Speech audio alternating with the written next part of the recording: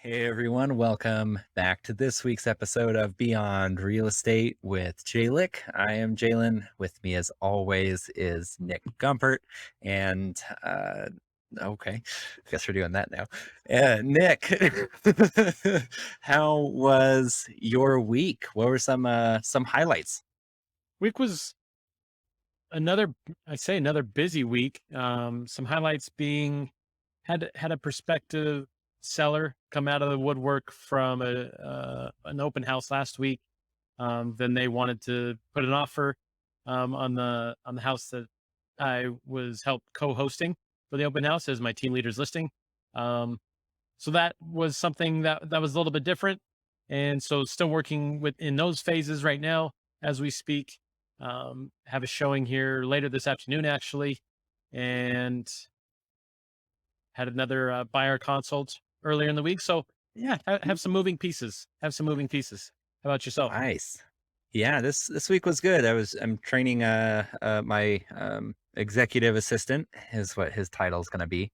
And so really happy to have a new team member on team, mortgage dad. And he's going to be picking up all the stuff and that I just can't do. There's so many things that you're just like, oh, I want to do this or I want to do that, and at the end of the day, you're like, I did none of it. So he's going to help get some of that going and making sure that I actually stay consistent on things. So it's going to be good. It allows me to take some stuff off my plate and put it on his, and he's a really good guy too. So I'm looking forward to it. All around a great fit. Good. Um, and also this week I've been better at getting home early because working later in the day and always getting home late is never a great thing. And so, with both of those things that we just talked about, your gratitudes and mine, let's jump right into this week's topic of just being grateful for where you currently are and being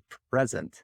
Uh, what's the first thing that comes to mind when you think about, hey, I need to be more present, or this is how I'm being present currently?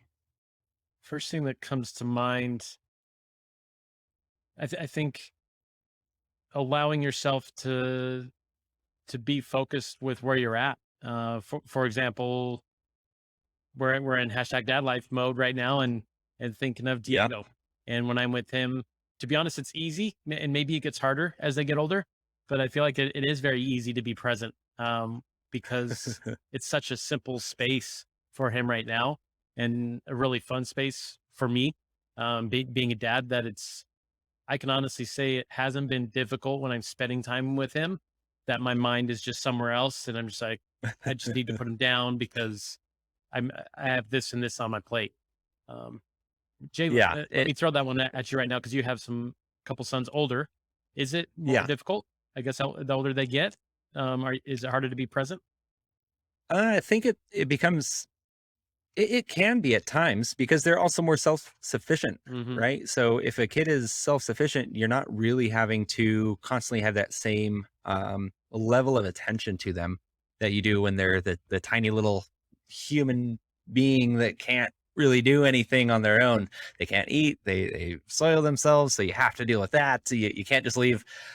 We have gotten bad where there'll be healthy snacks like popcorn or something like that, or some cereal, and we'll put that in a bowl just for them to snack on throughout the day. But again, that kind of takes it away of you're not having to constantly have your full attention on them. And so you almost have to retrain yourself. And I think that was something that I did more now with our second son. Because the second son also was a big perspective change for me with just one. You're like, there's nothing really to reference. How much has he grown? How much am I not paying attention to my other son when you have a younger one that is constantly needing that attention? So then you're like, man, I want to give my older son that's a lot more self-sufficient, like potty trained and gets his own food. He can now reach the pantry door, so he just gets himself snacks. And so you're like, okay, I got to remember that to do just like the fun things, but be more present in that way and almost try to rewire your brain. So a second kid has definitely been a benefit there. Um, with the with and there's Diego just making his appearance in the background. Yeah. heard but not seen. Um, so for you, Nick, is there something? What worries do you have when it comes to being present with Diego? Because I also, and let me maybe give some context to that question. With again both of my sons, not until the second one did I realize how much I missed out on Emerson being little. Because again, you don't really notice from a day to day just how quickly they grow. And so again, that second set of like, oh wow, like I remember the first week of Soren coming back to the house after leaving the hospital. Uh, Emerson just looked massive comparatively, and it's like both of my boys are in the 90 plus percentile for kids, so they're big kids for their age. But at the same time, I'm like, wow, Emerson has grown so much. And just before Soren was born, I still had like this image of him as being like a baby. So kind of, do you have those worries of missing out on kind of Diego growing up in that way, or missing those types of milestones? I think it's probably inevitable to some degree, to some extent, because I think for anybody that is balancing that work and that life, there's always that give and take. And I think the goal is probably just to minimize those things we miss out on as much as possible. So it hasn't crossed my mind yet, but what I do know is Yeah. the career that I did have being in the soccer space, I know I'm not going to have to sacrifice nearly as much now that I'm in real estate Mm, as I would have. That was one of my big drivers of choosing to move and shift into this space when I did, was because soccer is fixed. It's fixed because kids have yeah. school, understandably. So that will never become, oh, maybe I'll just bump training earlier. And knowing that that sport and those demands are always around dinner time, always around a homework time, always around bedtime. Those were facets that I can say I didn't want to be in a situation where I was already missing out on those very things for 2, 3, 4, 5 years, and then Yep. making a decision to say, dang, I missed out Yeah. on those pieces. No, definitely. And so to back to the topic at hand of being present, what are you doing to actively make sure that you're going to continue to be present, even if, say work doubles, triples over the next 6, 12, 18 months. And so you are having to be called by more clients. You're having to talk to more people, do more events, and, so that you don't miss that valuable time with Diego growing up, and all of that comes along with it. Yep. Anything that you're doing there? Well, doing there currently, no, because Hmm. I'm not in that space yet. But what comes to mind is we talked about this on a prior podcast, which is that nice little button we all have that says "Do not disturb" on our phone.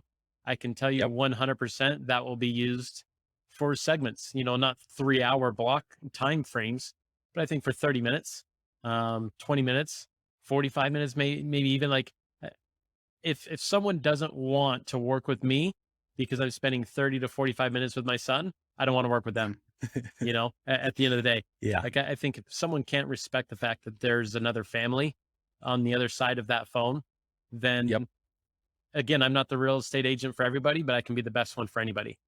And I think if someone can't comprehend that one, then bye. Have a good day and find someone that will be there 24/7, that doesn't have a life or maybe doesn't want to have a life outside of what they do. So No, yeah, yeah, that's what definitely comes to agreed. mind there. Yeah. That's something that while hiring a virtual assistant, hiring that executive assistant, he's going to be um, taking a lot of stuff off my plate to allow me to have more efficient and effective work hours, which is a way for me to get back my time. But then, most importantly, I'm basically buying back my time so that I can give it back to my kids. And with him as well, I talked about boundaries that I've already set for myself. And so I wanted to make sure that he understood the boundaries that I'm putting almost in place for him, because it's like, if I send you an email at 9 o'clock at night to be like, hey, I saw this great thing. I think I want to learn more about it. Can you do some research on it? If if he's spending time, he has a fiance. It's like if he's spending time with her, it's not that's not my time to intrude on. And I wanted to make sure that he understood those boundaries, because that's also, to your point, the boundaries that I set for my clients and my work associates. And it's like, if you aren't okay with texting me in the evening when that's easier when I have two kids running around, um, then you're probably just not a good partner or client for me. So, really well put on that. And I think that's going to be the biggest summation of what we have to recommend for all you working parents out there is leave work at work, set boundaries with you and your team if you have one.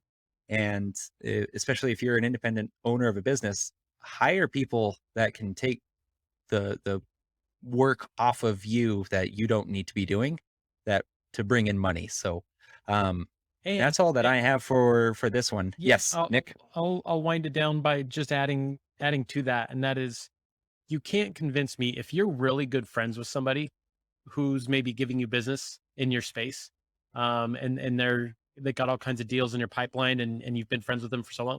y- If they're not going to be your friend because you haven't picked up the phone and responded within 10 minutes or 5 minutes or 2 minutes, um, Yeah. it's hard for me to believe that they're a really good friend, right? If all you want Yeah. to them is to make contracts work, that's how they value you, and again, it works for It's some people. transactional. Yeah, yeah. Yeah. And if they're going to get bent out of shape over a 2-minute thing, and again, are there priorities? Yes. So context matters, but you can't convince me that every single time is on a scale of 1 to 10, 10 being most important, that every single time they get to you, it's a 10. Right. And I think unfortunately some people get caught up in Right. that belief. Like if I don't get back to Jalen in 2 minutes, like he's we're not going to be able to work together anymore. Um, yeah, I think it's interesting, Yeah. and I think some people do honestly believe that, in which case they can never shut their phone off. They can never feel like they can step away and enjoy their time and be present, whether it's with their family, their kids, all the above. And I think it's too Yeah. bad. So, It really is. It really is. And it also shows that they might not be in the same space as you, which is just another reason to emotionally or family wise or whatever it may be. So it's another reason to just say, hey, this just might not work for us, and yep, that's okay. yep, I don't hate you as a person. yep. But yeah, great discussion. I hope some people got some helpful hints there. If you're struggling with finding ways to actually be present and kind of leave work, let's focus on being a parent first and foremost. That's where I'm gonna finish it and wrap up for this particular segment of hashtag Dad Life. We'll take a quick break and then we'll jump right into this week's um, beyond or Real estate roundup, everybody. Real estate roundup. yeah, real estate roundup episode. So join us back here in a few seconds in podcast land and video land, and we'll jump right into that next.